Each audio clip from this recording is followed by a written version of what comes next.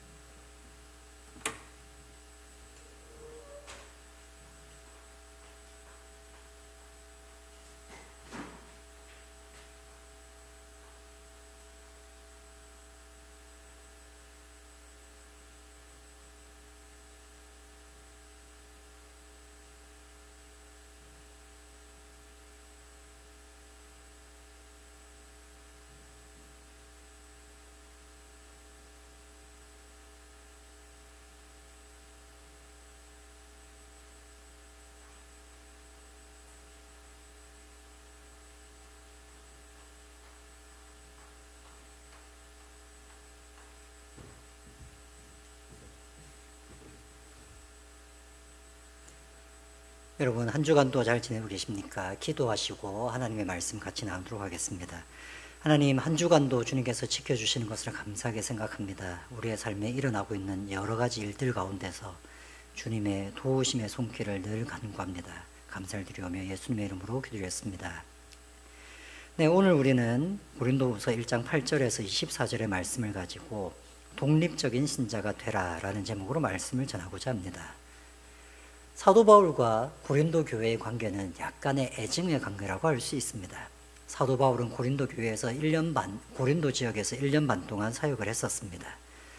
그리고 몇 년이 지나지 않아서 고린도 교회 안에서는 사도 바울을 조금 무시하는 분위기가 생겼습니다.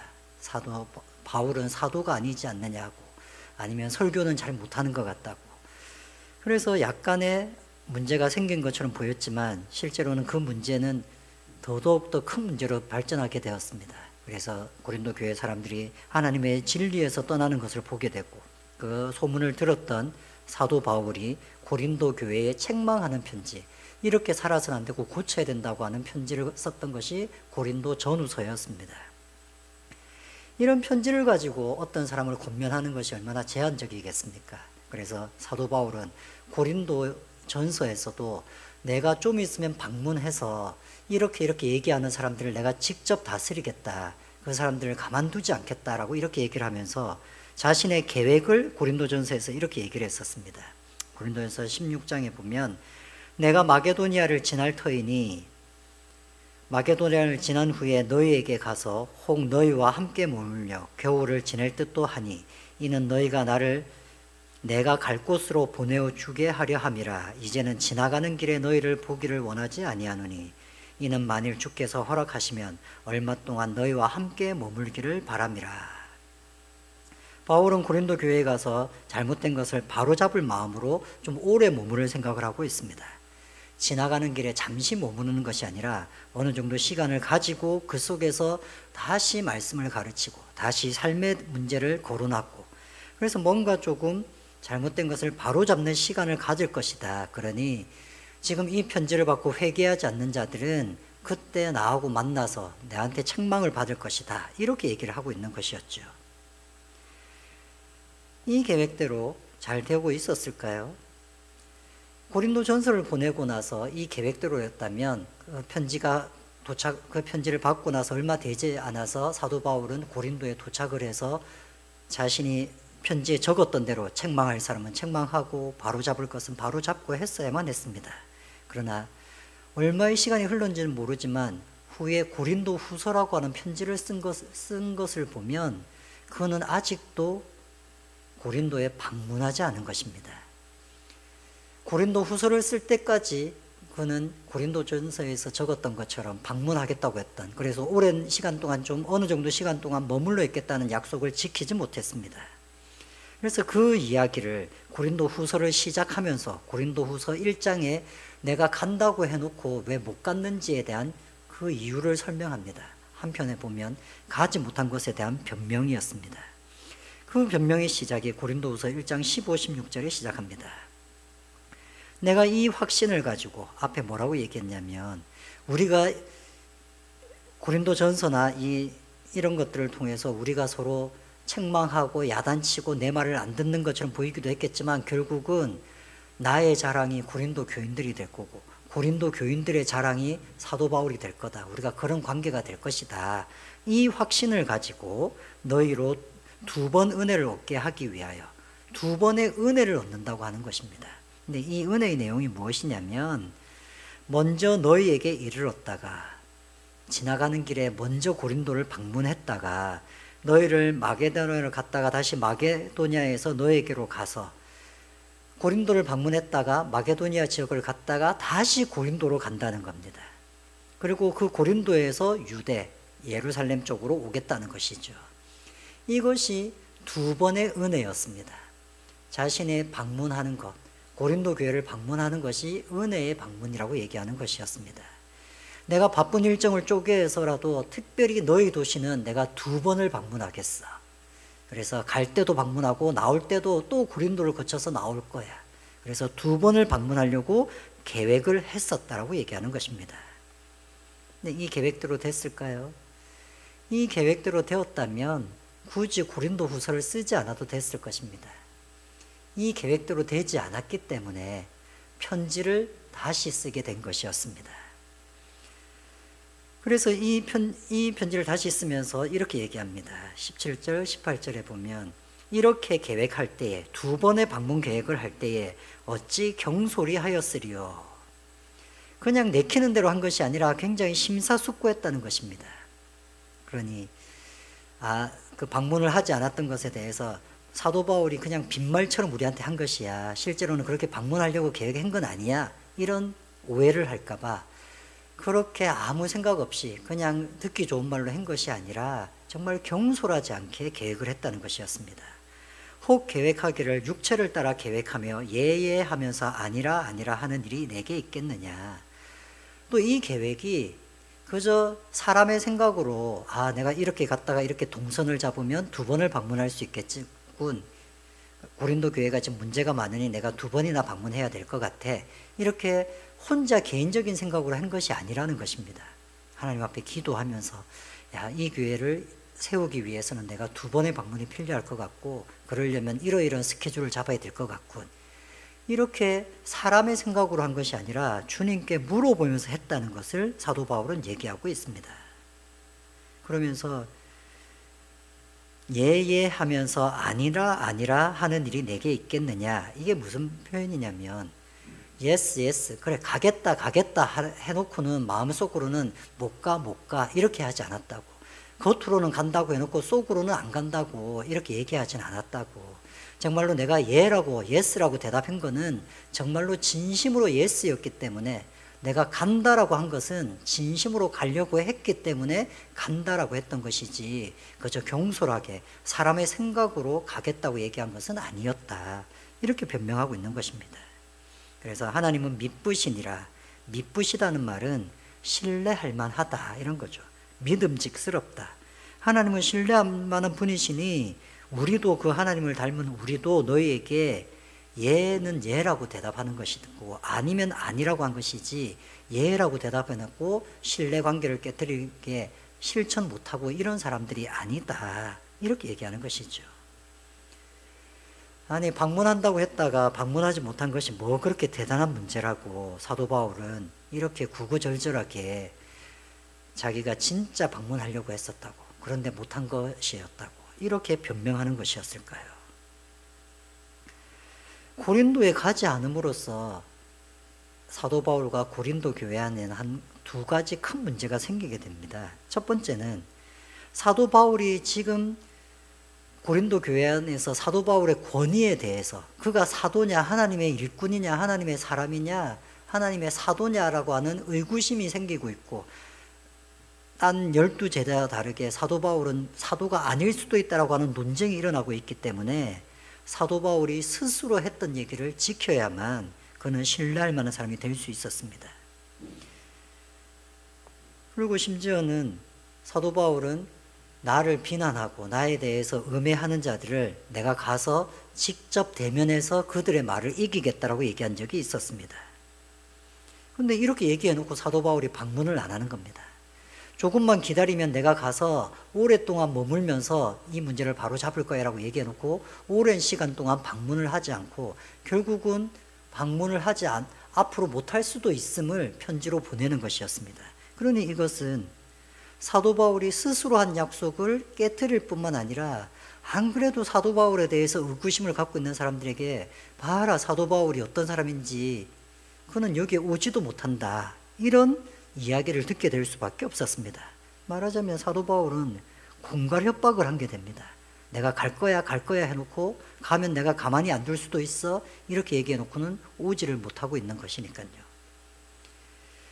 두 번째 문제는 어쩌면 더 큰 문제일 수가 있는데, 바울은 고린도 교회가 문제가 많은 교회임을 알고 있었고 그 문제에 대해서 조목조목 이건 이렇게 고쳐야 된다라고 편지를 쓴 것이었습니다. 그런데 그 문제를 직접 가서 바로 잡겠다라고 얘기했음에도 불구하고 방문을 하지 않는 것입니다. 어떻게 보면 문제를 완벽하게 해결하려면 지도자가 가서 문제를 해결해야만 할 것입니다. 그리고 특별히 그 지도자의 리더십에 대해서 의문을 제기하기 때문에 리더가 짠 나타나서 이 문제를 다 해결하는 것이 올바른 해결책이었을 겁니다.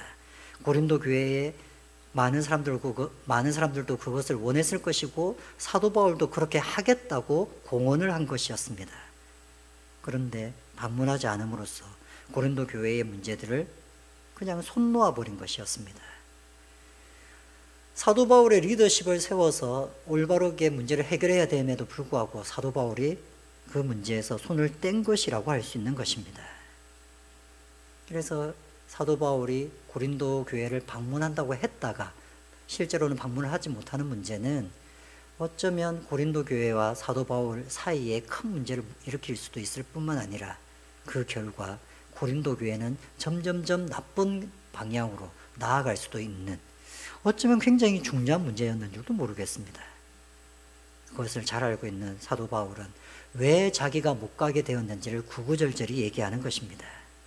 그래서 심지어는 고린도서 1장 23절에는 이렇게 시작을 합니다. 내가 내 목숨을 걸고 하나님을 불러 증언하게 하노니.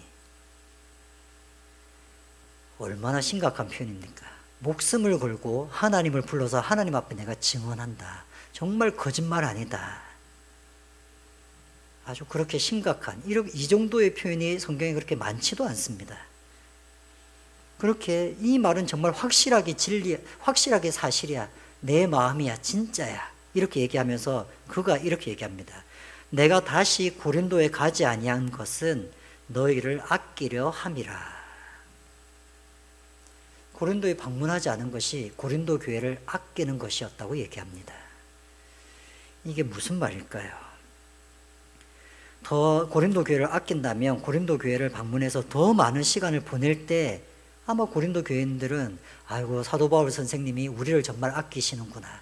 이 바쁜 일정 가운데도 우리는 2번이나 방문하실 뿐만 아니라 이렇게 오랜 시간 우리 교회를 위해서 시간을 투자하시다니 우리를 정말 아껴주시는구나. 그렇게 느끼는 것이 당연하지 않겠습니까? 그런데 사도 바울은 아예 방문도 하지 않으면서 내가 너희를 아낀다라고 얘기하는 것입니다. 요즘 BTS가 굉장한 인기를 끌고 있죠. 그 BTS가 어느 날 필리핀에게 메시지를 보내는 겁니다. 필리핀 사람들에게. 우리 BTS는 필리핀을 정말 사랑합니다. 그리고 필리핀에 있는 우리 아미들을 정말 아낍니다. 그래서 앞으로 필리핀을 방문을 못할 것 같습니다. 왜냐하면 우리는 여러분을 너무 아끼기 때문입니다. 얼마나 이상한 얘기이겠습니까?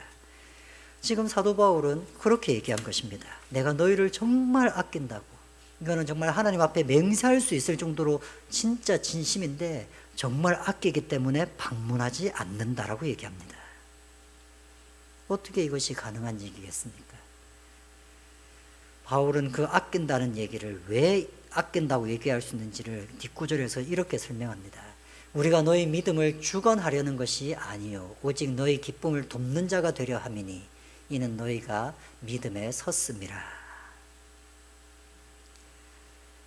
고린도후서는 고린도전서를 받고 사람들이 아무 반응이 없자 더 심각한 우리한테 알려지지 않은 아주 책망의 편지를 보내고 나서 그 두 번째 책망의 편지를 받은 다음에 고린도 교회가 회개했다는 소식을 듣고 그리고 나서 적었던 편지가 고린도후서입니다. 그 맥락이 있는 거죠. 그 편지를 적을 때는 이미 고린도 교회 안에 어느 정도의 회개와 스스로 바로잡으려고 하는 노력이 있는 것을 보고는 이렇게 적은 겁니다. 너희가 믿음에 이미 섰다는 소식을 내가 들었는데 그렇기 때문에 그 문제는 이제 너희 스스로 해결해야 돼. 그것을 사도 바울은 이렇게 표현합니다. 나는 너희 교회의 주관자가 되고 싶은 것이 아니라 너희 믿음의 주관자가 되고 싶은 것이 아니라 너희 믿음에 돕는 자가 되고 싶어. 근데 그것이 더 아끼는 것이라는 것입니다. 여러분, 말하자면 어느 성도가 큰 어려움을 겪었습니다. 그래서 목사가 찾아가서 신방하고 같이 함께 기도하고 말씀을 읽어야 될 것 같습니다. 근데 목사님이 그분을 찾아가지 않는 겁니다. 그러면서 딴 사람 통해서 메시지를 전합니다. 집사님, 이 문제는 이겨낼 수 있을 겁니다. 집사님 이겨낼 거라고 믿고 저도 기도하고 있겠습니다. 어쩌면 그 집사님은 굉장히 섭섭한 마음을 가질 수도 있겠죠. 그래도 오셔서 기도라도 해주시지. 오셔서 손이라도 잡고 격려라도 해주시지. 근데 사도 바울은 그 성도를 더 아껴서 아예 방문을 하지 않는다는 것입니다. 고린도 교회의 문제를 스스로 해결하도록 놔두고 사도 바울 자신이 그 문제를 해결하는데 더 이상의 도움을 주지 않는 것입니다. 그저 옆에서 이런 편지 한 통으로 도움을 주는 것에서 멈추고 방문하지 않습니다. 사도 바울은 고린도후서의 끝부분에 보면 자신이 원하는 것을 이렇게 얘기합니다. 너희를 온전한 자로 만들려고 한다고.